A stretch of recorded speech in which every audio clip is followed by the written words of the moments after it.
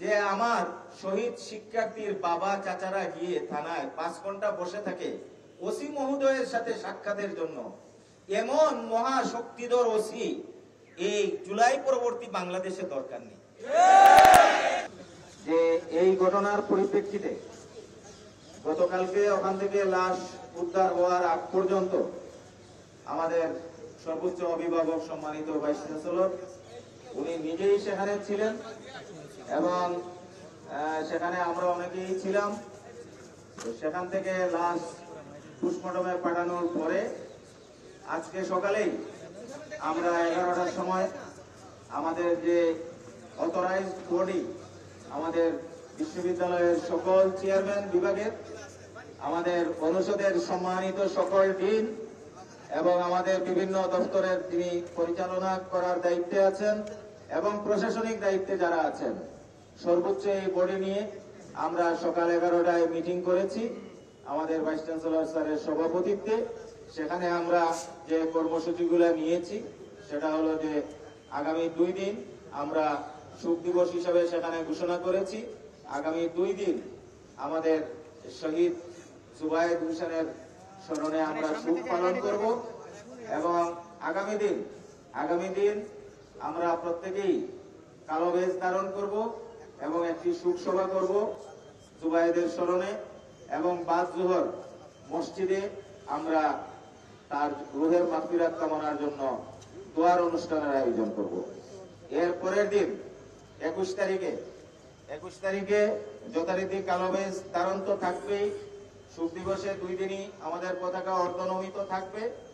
আমাদের বিশ্ববিদ্যালয়ের এই 2 দিন যত পরীক্ষার শিডিউল ছিল সবগুলা স্থগিত করা হয়েছে, কোনো পরীক্ষা হবে না, ক্লাস চালু থাকবে যাতে শিক্ষার্থীরা সবাই আসতে পারে এবং শোকে সামিল হতে পারে। এবং পরের দিন 21 তারিখে আমরা একটা কর্মসূচি রেখেছি উইথ কন্ডিশন। কালকের যে শোক কর্মসূচি এবং আমরা লাস্টে সেটা বলছি যে এখান থেকে যদি আমাদের কাঙ্ক্ষিত অগ্রগতি আমরা প্রত্যক্ষ না করি তাহলে 21 তারিখ জগন্নাথ বিশ্ববিদ্যালয়ের পক্ষ থেকে, বিশ্ববিদ্যালয় প্রশাসনের পক্ষ থেকে আমরা প্রতিবাদ সমাবেশ করব এবং সেখান থেকে আমরা আমাদের বৃহত্তর কর্মসূচি যা দেয়ার সেটা দিব। তাহলে আপনারা প্রশ্ন করতে পারেন তাহলে এখনকার কর্মসূচি কি? এখানে আমাদের ডিসি মহোদয় এসে উপস্থিত হয়েছেন, আমি ওনাকেও কথা বলার জন্য আহ্বান জানাবো। আমি যে বিষয়টি বলতে চাই, আমি জানাজার পূর্বেও বলেছি, আমার শিক্ষার্থীকে নিয়ে এই কনফারেন্স তো আমি করতে চাই না, এই ধরনের প্রেস কনফারেন্স তো আমি করতে চাই না। তাহলে সেটা কেন করতে হলো? কারা আমার শিক্ষার্থীকে হত্যা করলো, কেন করলো, তার রহস্য উদ্ঘাটন করতে হবে। আমরা সামাজিক যোগাযোগ মাধ্যমে যেটা আমরা জানতে পেরেছি, যে বাসায় সে টিউশনি করে ওই বাসার নিচতলায় তাকে সর্বপ্রথম স্টেপ করা হয়েছে। আমরা কালকে আলামত দেখেছি। বাঁচার আকুতি নিয়ে সে 2 তলার দরজায় সজোরে ধাক্কা দিয়েছে এবং বাঁচার জন্য প্রবেশ করার চেষ্টা করেছে, তাকে সেখানে ঢুকতে দেয়া হয়নি। এবং এখানে যে রক্তপাত হয়েছিল সেই রক্ত মুছে ফেলা হয়েছে, আমরা গিয়ে সেটারও আলামত দেখেছি। সেই অবস্থা থেকে 3 তলায় উপর হয়ে আমার জুবায়েদ কেন শুয়েছিল, প্রশাসনকে পুঙ্খানুপুঙ্খ রূপে ওই সিনারি আমাদের সামনে পরিষ্কার করতে হবে। 2 তলায় যারা ঢুকতে দেয়নি আমি মনে করি তারাও এই অপরাধের সাথে জড়িত। আর যাকে কেন্দ্র করে এই ঘটনা ঘটেছে আমি জানি না সত্য মিথ্যা, সেটা নিয়ে আমি কথাও বলতে চাই না। ওই মেয়ে তাকে পছন্দ করতো কি করতো না ওইটা ওই মেয়েই সবচেয়ে ভালো জানে। ওই মেয়ের পছন্দের কারণে তার পুরাতন প্রেমিক সে কেন আমার জুবায়েদকে মারবে?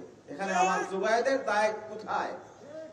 ওইটা কি ওকে বাঁচানোর জন্য ওই জবানবন্দি শিখিয়ে দেওয়া হচ্ছে কিনা এইটা কিন্তু আমাদের ক্লিয়ার করতে হবে। এইটা কিন্তু আমাদের ক্লিয়ার করতে হবে। আমি এখানে আমাদের পুলিশ প্রশাসন যারা, আমি খুব প্রকাশ করেছি, কারণ পুলিশ জনগণের বিশ্বস্ত বন্ধু। বিগত ফেসিবাদ, এই ফেসিবাদী আমলে এই পুলিশদেরকে জনগণের শত্রুর কাতারে উদ্দেশ্য প্রণোদিত ভাবে দাঁড় করানো হয়েছিল। আমরা জুলাই পরবর্তী এই সময়ে পুলিশকে আমাদের বন্ধুই ভাবতে চাই, কিন্তু যখন দেখি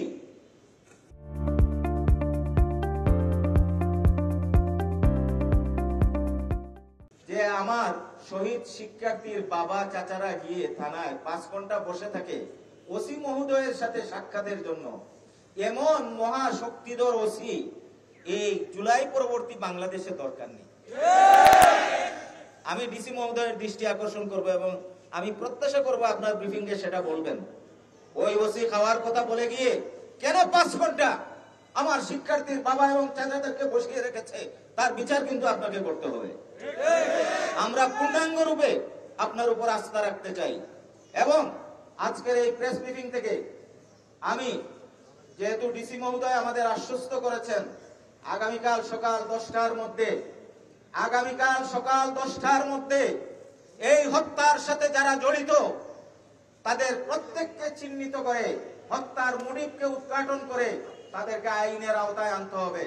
এবং সেইটা যদি নিশ্চিত করা না হয়, কালকে আমরা 10টার পরে আবার শিক্ষক শিক্ষার্থী সহ সবাই বসবো এবং বসার পরে এই বিচার আপনারা বলতে পারেন যে এখানে এই ব্রিফিং দিয়ে কথা বলে শেষ না, জগন্নাথের ইতিহাস ভিন্ন, আপনারা সেটা দেখতে পাবেন। যদি না হয় আমরা কর্মসূচি দিব। আমরা জনগণের জন্য কষ্টের কারণ হতে চাই না।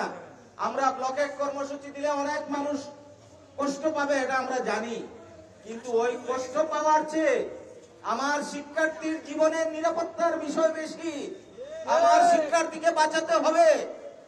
যে বাবা মারা তার সন্তানদের এখানে পাঠিয়েছে, আমরা তাদের অভিভাবক, আমরা হতভাগা অভিভাবক, আমার শিক্ষার্থীদেরকে আমরা সুরক্ষা দিতে পারছি না।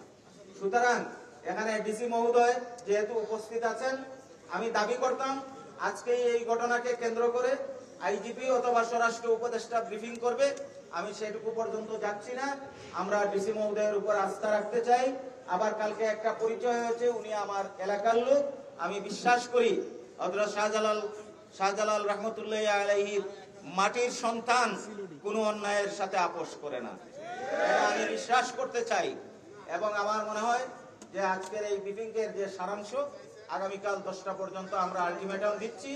10টার মধ্যে এই হত্যার সাথে যারা জড়িত তাদের প্রত্যেককে আইনের আওতায় আনতে হবে। হত্যার মোটিভ উদ্ঘাটন করে আমাদেরকে ব্রিফ করতে হবে। এবং পাশাপাশি আমাদের পুলিশ প্রশাসন যারা আছেন তাদের প্রত্যেককে তাদের সেই আন্তরিকতাটুকু আমাদের সামনে শো করতে হবে। আমরা জগন্নাথ বিশ্ববিদ্যালয় পরিবার, আমার ভাইস চ্যান্সেলর, আমার শিক্ষক সমিতির সভাপতি দুইজনই এই ব্যাপারে আমাদের ট্রেজারার ম্যাডাম সম্ভবত এসেছেন, উনি কালকে রাত্রে স্পটেও গিয়েছেন। তা আমার মনে হয় যে আমাদের ফুল প্রশাসন, আমাদের সকল ছাত্র সংগঠন, আমাদের ঐক্যের যে প্রতীক, আমরা সবাই এই ব্যাপারে এক মুদ্রা পরিমাণ আমরা কিন্তু ছাড় দিব না।